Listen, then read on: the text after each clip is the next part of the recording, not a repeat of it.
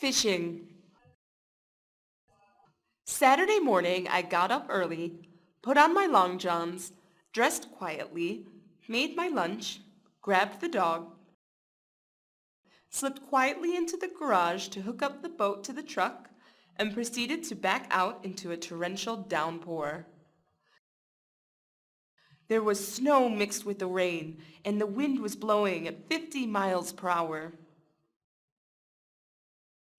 I pulled back into the garage, turned on the radio, and discovered that the weather would be bad throughout the day.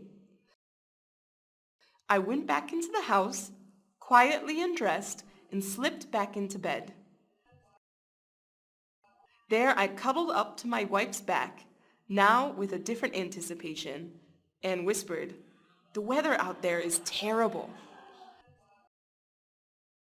She sleepily replied, "Can you believe my stupid husband is out fishing in that crap?"